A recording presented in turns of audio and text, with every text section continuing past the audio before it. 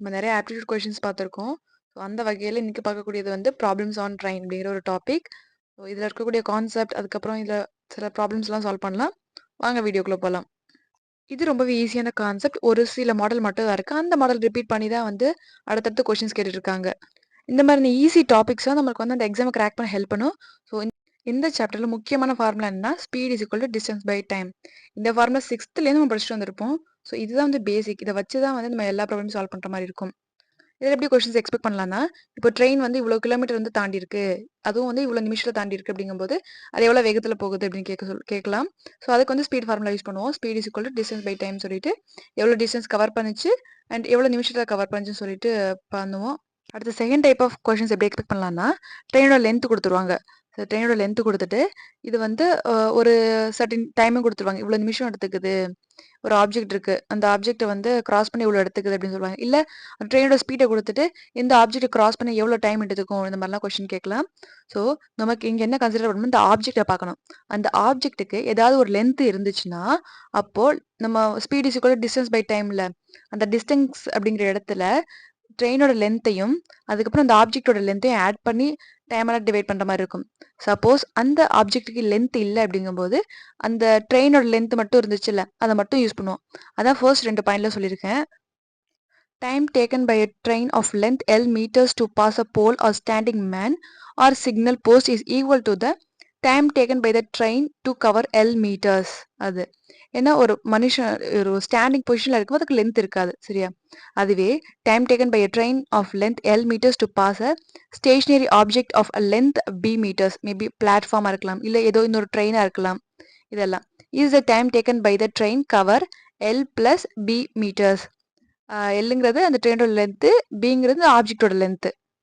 இது 2யும் வந்து சம் பண்ணி எங்க போடணும்? டிஸ்டன்ஸுங்கிற இடத்துல போட்டு ஸ்பீட கண்டுபிடிக்கலாம். அதுக்கப்புறம் தேர்ட் டைப்பா எப்படி எக்ஸ்பெக்ட் பண்ணலாம்னா, ரிலேட்டிவ் ஸ்பீடு. ரிலேட்டிவ் ஸ்பீட் அப்படிங்கும்போது, ஒரு ஆப்ஜெக்ட், இன்னொரு ஆப்ஜெக்ட் 2மே வந்து மூவ்மெண்ட்ல இருக்கும்போது, ஒண்ணுக்கு ஒண்ணு ஸ்பீட் எப்படி வந்து வேரி ஆகும் அப்படிங்கிறத வந்து சொல்றதா வந்து ரிலேட்டிவ் ஸ்பீடுன்னு சொல்லுவோம். சப்போஸ் 2 ஆப்ஜெக்ட் ஒரே டைரக்ஷன்ல மூவ் ஆயிட்டு இருந்துச்சுன்னா, ரிலேட்டிவ் ஸ்பீட் எப்படி சொல்லுவோம்னா, அந்த ஆப்ஜெக்ட்டோட டிஃபரன்ஸ சொல்லுவோம். அதுவே 2ம் ஆப்போசிட் டைரக்ஷன்ல எதிரும் புதிருமா வந்துட்டு இருக்கும்போது, ரிலேட்டிவ் ஸ்பீட் அப்படிங்கிறது 2யும் சம் பண்ணி சொல்லுவோம். ஸோ இத ஞாபகம் அதுக்கப்புறம் தான் டைம் டேக்கன். டைம் டேக்கன் வந்து suppose if two trains of length A meter and B meter are moving in opposite direction at u meter per second and v meter per second, time taken by the faster train to cross each other is equal to a plus b divided by u plus v second. அதாவது இப்போ 2 train இருக்கு. 2 ட்ரெயினும் opposite direction move ஆயிட்டு வந்துட்டு இருக்கு அப்படிங்கும்போது, அந்த 2 ட்ரெயினோட ஸ்பீடையும் குடுத்துருக்காங்க. u அண்ட் vங்கிறது ட்ரெயினோட ஸ்பீடு. ஸோ எவ்வளோ டைம் அது 2 கிராஸ் பண்ணி போறதுக்கு எவ்வளோ டைம் எடுத்துக்கும் அப்படிங்கிறத தான் வந்து இந்த ஃபார்முலா சொல்லியிருக்காங்க. ஸோ ஆப்போசிட் டைரக்ஷன் அப்படிங்க வரும்போது, ரிலேட்டிவ் ஸ்பீட் என்ன பண்ணணும்? சம் பண்ணுவோம். ஸோ அதான் u பிளஸ் v. அதுவே சேம் டைரக்ஷன்ல வரும்போது u மைனஸ் v. இவ்வளோதான் வந்து கான்செப்ட். இத பேஸ் பண்ணி தான் 90% ஆஃப் ப்ராப்ளம்ஸ் வந்து இத பேஸ் பண்ணி தான் இருக்கும். ஸோ அதனால நீங்க இத தெரிஞ்சுக்கிட்டாலே போதும். நீங்க ஈஸியா ப்ராப்ளம் வந்து சால்வ் பண்ணலாம். வீடியோ பார்க்குறதோட நிறுத்திடாம, ஏதாவது ஒரு நோட் போட்டு, இந்த ப்ராப்ளம்ஸ், இந்த கான்செப்ட்ஸ்லாம் நீங்க எழுதி வைக்கும்போது, ஃபியூச்சர்ல நீங்க ரிவைஸ் பண்ணவோ, இல்ல திரும்பி பார்க்குறதுக்கு வந்து ஹெல்ப்ஃபுல்லா இருக்கும். ஓகே, இப்போ வந்து ஃபர்ஸ்ட் சம் பார்க்கலாம். A 160 meter long train crosses 160 meter long platform in 16 seconds. Find the speed of train. ரொம்ப ஈஸியான ப்ராப்ளம். என்ன குடுத்துருக்காங்க? ட்ரெயினோட லென்த் குடுத்துருக்காங்க. ஆப்ஜெக்ட்டோட லென்த் குடுத்துருக்காங்க. டைம் குடுத்துருக்காங்க. இப்போ என்ன எப்படி சொல்லியிருக்காங்கன்னா, ஸ்பீடு கண்டுபிடிக்க சொல்லியிருக்காங்க. Speed is equal to distance by டைமா? இங்க டிஸ்டன்ஸுங்கும்போது ட்ரெயினோட லென்த், பிளாட்ஃபார்மோட லென்த் 2யும் சம் பண்ணோம்னா நமக்கு கிடைக்கக்கூடியது 320 divided by time. Time 16 seconds. So 16 divide பண்ணோம்னா நம்மளுக்கு கிடைக்கக்கூடியது வந்து 20 மீட்டர் பர் செகண்ட். இந்த ப்ராப்ளத்தை பொறுத்த வரைக்கும் யூனிட் வந்து ரொம்பவே இம்பார்ட்டன்ட். இங்க வந்து மீட்டர் பர் செகண்ட்ல கொடுத்துருக்கோம். சப்போஸ் கொஸ்டின்ல வந்து கிலோமீட்டர் பர் ஹார் அப்படின்னு சொல்லிட்டு கேட்டிருந்தாங்கன்னா நம்ம 18/5 வந்து டிவைட் பண்ற மாதிரி இருக்கும். ஸோ அந்த கன்வர்ஷன் வந்து கரெக்டாக பார்த்துக்கோங்க. மோஸ்ட்லி வந்து நம்ம இப்போ ஸ்பீடு வந்து கிலோமீட்டர் பர் ஹார்ல இருக்குன்னா நம்ம எடுக்கக்கூடிய டிஸ்டன்ஸ் கிலோமீட்டர்ல இருக்கணும். டைம் வந்து ஹார்ல இருக்கணும். சப்போஸ் நம்ம எடுத்துக்கக்கூடிய ஸ்பீட் மீட்டர் பர் செகண்ட்ல இருந்தால் டிஸ்டன்ஸ் அண்ட் டைம் வந்து ரெஸ்பெக்டிவ் மீட்டர் அண்ட் செகண்ட்ல இருக்கணும். ஸோ ரொம்பவே இதை வந்து கேர்ஃபுல்லாக பார்த்துக்கோங்க கொஞ்சம். அடுத்தது செகண்ட் சம் பார்த்தோம்னா a train crosses a pole in 12 seconds and bridge of length 170 meter in 36 seconds. Then the speed of the train is. ஒரு ட்ரெயின் இருக்கு. அந்த ட்ரெயின் வந்து போல 12 செகண்ட்லையும் ஒரு பிரிட்ஜ் அதோட லென்த் வந்து 170 மீட்டர் கொடுத்துருக்காங்க. அதை வந்து 36 செகண்ட்லேயும் வந்து கிராஸ் பண்ணியிருக்காம நம்மளுக்கு வந்து அந்த ஸ்பீட் ஆஃப் த ட்ரெயின் அப்படின்னு சொல்லியிருக்காங்க. இவனில் வந்து நமக்கு ட்ரெயினோட லென்த்தை கொடுக்கல. ஸோ இப்போ நம்ம என்ன பண்ணணும், லென்த்தை கண்டுபிடிச்சி அதுலேருந்து ஸ்பீட் கண்டுபிடிக்கலாம். So length of the train அப்படிங்கிறது ஒரு வேரியபிளாக எடுத்துக்கலாம், எக்ஸ்னு வச்சுக்கலாம். எக்ஸ் அதுக்கப்புறம் speed of the train crossing the pole அப்படிங்கும்போது வெறும் length of the train divide by time தானே. So X by 12.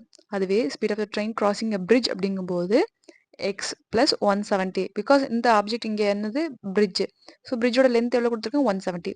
So X plus 170 divide by 30. இது வந்து speed of train and train crossing pole and crossing bridge. இங்கே வந்து speed ரெண்டும் சேம்னு கொடுக்கல. But இங்கே வந்து ஸ்பீடை பற்றினா வேறு எந்த இன்ஃபர்மேஷன்ஸும் கொடுக்காத காரணத்தினால நம்ம இந்த 2 ஸ்பீடுமே வந்து கான்ஸ்டன்ட் வச்சுக்கிறோம். ரெண்டுமே வந்து ஈக்குவல், 2 ஸ்பீடுமே அப்படின்னு சொல்லிட்டு ஈக்குவேட் பண்ணுறோம்.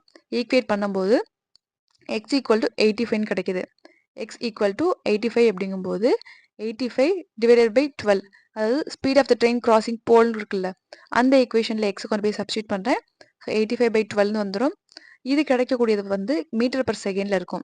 அதை வந்து கிலோமீட்டர் பெர் ஹாரில் மாற்றணும்னா இன்ட்டு 18/5 பண்ணுறோம். So 25.5 kilometre per second speed கிடைக்கும். அடுத்த சம் பார்த்தீங்கன்னா, a train 100 meter long traveling at 60 km per hour passes another train twice as fast as this train and traveling in opposite direction in 10 seconds. Find the length of the second train. ஒரு train 100 metre சொல்லியிருக்காங்க, அதோட ஸ்பீடும் கொடுத்துறாங்க 60 km per hourனு. இன்னொரு ட்ரெயினை opposite டைரக்ஷனில் cross பண்ணுது 10 செகண்ட்ஸில். அந்த ட்ரெயினோட ஸ்பீட் எப்படி இருக்குன்னா twice than that of first train. So அப்போ 120 km per hourல போயிட்டு இருக்கு அந்த ட்ரெயின். அந்த ட்ரெயினோட லென்த் நம்ம கண்டுபிடிக்க சொல்லியிருக்காங்க. இதுவுமே ரொம்பவே ஈஸியான ப்ராப்ளம் தான். ஸோ ஃபர்ஸ்ட் அந்த அன்னோன் இருக்குல்ல, அதை வந்து எக்ஸ்னு வச்சுக்கலாம். So length of the train 1 வந்து 100 metre, length of the train 2 அப்படிங்கிறது வந்து எக்ஸ் மீட்டர்னு வச்சுக்கலாம். Speed of the train 1 60 km, speed of the train 2 twice of the train 1ங்கிறதுனால 2 × 120 km per hour போட்டிருக்கோம்.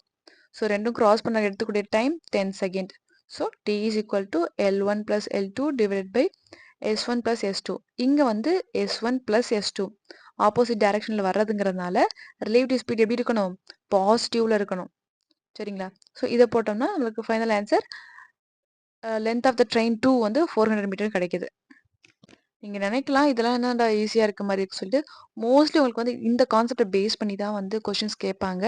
நீங்கள் இதில் தரவாக இருந்தீங்கன்னா கண்டிப்பாக வந்து என்ன அப்படி இங்கே கொடுத்துருக்காங்க பாருங்கள் ட்வைசஸ் அப்படின்னு சொல்லிட்டு, இது மாதிரி சின்ன சின்ன ட்ரிக் தான் கொடுப்பாங்க. ஸோ அதை யூஸ் பண்ணி நம்ம வந்து ப்ராப்ளம் ஈஸியாகவே சால்வ் பண்ணிடலாம். அண்ட் ஃபைனலாக ஒரு சால்விட் கொஸ்டின். அது என்னென்னா, 150 metre long train is running with speed of 68 km per hour.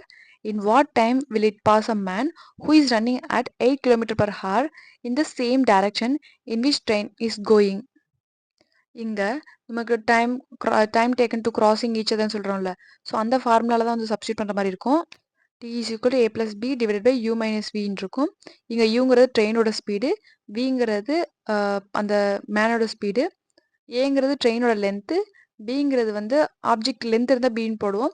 இங்கே வந்து மேன் அப்படிங்கும்போது ஆப்ஜெக்ட் லென்த் வந்து 0வாக தான் இருக்கும்.